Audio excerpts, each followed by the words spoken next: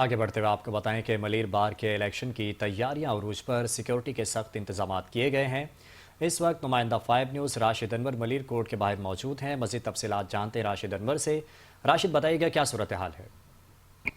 जी बिल्कुल, इस वक्त मैं मौजूद हूँ डिस्ट्रिक्ट मलिर कोर्ट के बाहर, जहाँ पर 2025-2026 के इलेक्शन होने जा रहे हैं वकला बिरादरी के। इस वक्त एक एडवोकेट हमारे साथ मौजूद है। उससे पहले मैं सिक्योरिटी का अगर बात करता चलूँ तो इस इलेक्शन से कबल सिक्योरिटी बड़ी हाई अलर्ट की गई है इस इलेक्शन के हवाले से। तो इस वक्त एक वकील मेरे साथ मौजूद है, तो उनसे हम जानते हैं इस इलेक्शन के बारे में। जी बताइएगा, जो 2025-2026 के ये सालाना इलेक्शन होने जा रहे हैं, इस हवाले से आप क्या कहेंगे? सर जी बिल्कुल 2025-26 के इलेक्शन बिल्कुल 2 दिन बच गए और गहमा गहमी बढ़ते चली जा रही है। और हर कैंडिडेट अपने तौर तरीके से मेंबर्स को अपने तरफ माइल कर रहे हैं। और सर सिक्योरिटी के सख्त इंतजाम हैं।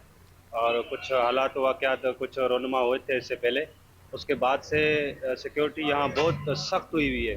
और हमारे एक मेंबर इसी इसी रोड पे एक वाक़यात हुए थे, तो हमारा काम ऐसा है, तो उसमें सिक्योरिटी हमारे लिए बहुत ज़रूरी है।